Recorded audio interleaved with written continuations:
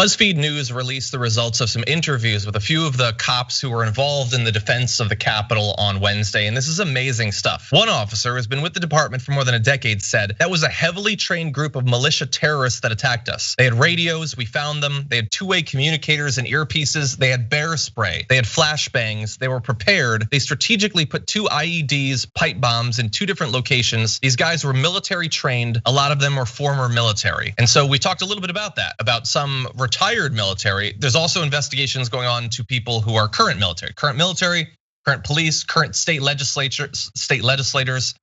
One officer, that officer, described coming face to face with police officers from across the country in the mob. He said some of them flashed their badges, telling him to let them through and trying to explain that this is all part of a movement that was supposed to help. He said, you have the nerve to be holding a Blue Lives Matter flag and here you are out there effing us up, he told one group of protesters. One guy pulled out his badge and said, we're doing this for you. Another guy had his badge. So I was like, well, you gotta be kidding.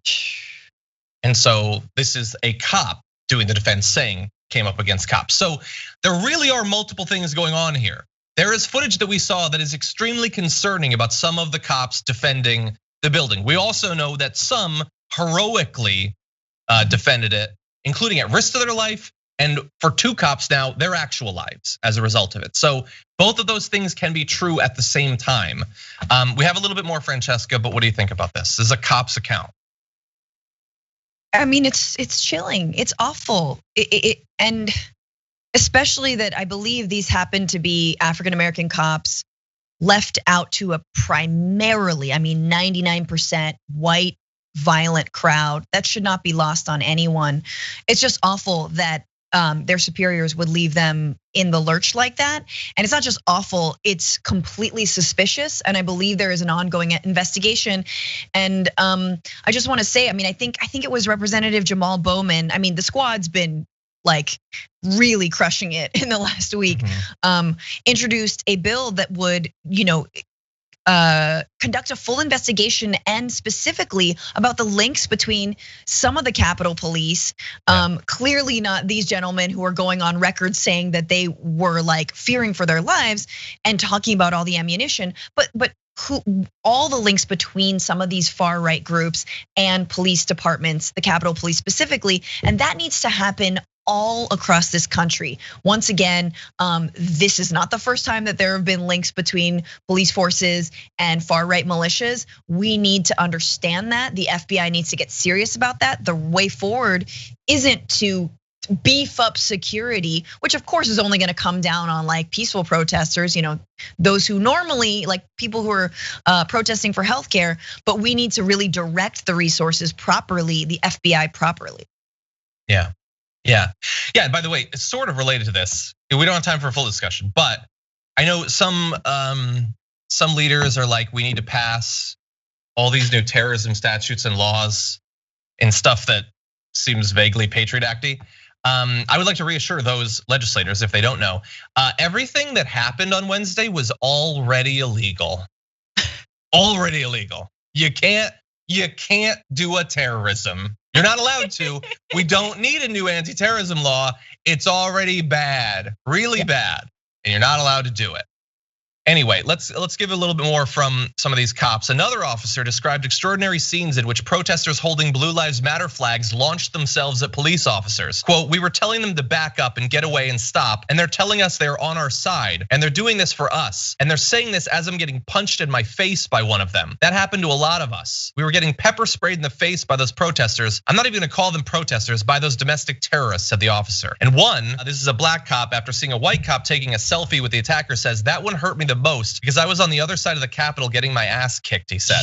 I got called the N-word 15 times today, one veteran officer said, shouting it in the rotunda. Trump did this and we got all these people in our department that voted for him. How could you support that? I cried for 15 minutes and just let it out. Yeah, because that cop is standing in the building feeling what we're all feeling.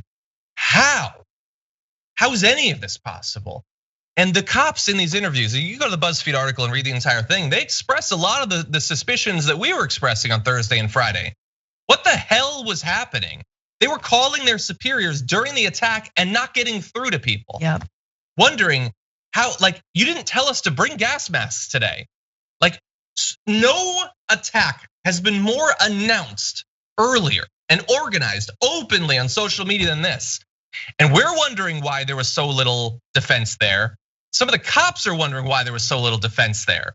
Now, some people have already lost their jobs. The sergeant at arms has already resigned. But there also need to be investigations. If there's gonna be healing and unity, we need to know if anyone that was involved in this on whatever level helped to disarm the cops that were there to protect it. And it's certainly looking like that. We have no proof of that. We just have a lot of evidence that looks really bad. Yeah, I mean, you have cops on the other side opening gates. We've seen videos. They exist, opening gates for protester, for the insurrectionists, for the thugs to get through. I just have 2 points, which is one, those police officers should be testifying in front of the Senate. There should be a hearing. They should be staring lawmakers who they were protecting in the face and tell them what they faced down, the violence, the racism. And I want Ted Cruz to stare and have to sit in that room to say, okay, is this what you're condoning? Is this your party? And the second thing is, if they get COVID, which police officers there might very well get COVID, I want them to get all the monkey meds. Everything 100%. Rudy face melt Giuliani got, I want that for these police officers who defended lawmakers. And also, have they been vaxxed? Let's make sure they got the vaccine. Do they have the vaccine? I'm actually very curious. I wonder if they have the vaccine.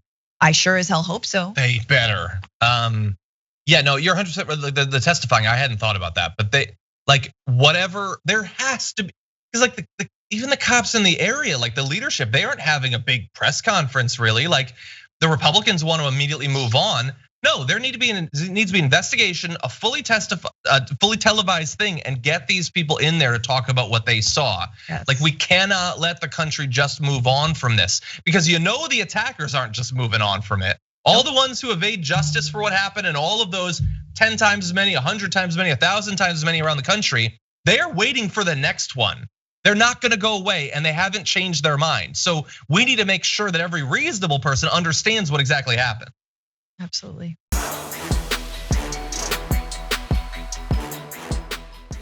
Check out the Damage Report podcast each day, wherever you get your podcasts, whether Pocket Casts or Stitcher or iTunes.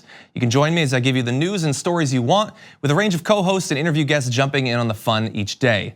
Again, that's the Damage Report, wherever you get your podcasts. And if you get them at iTunes, don't forget to rate and review. Sometimes I'll read them live on the show.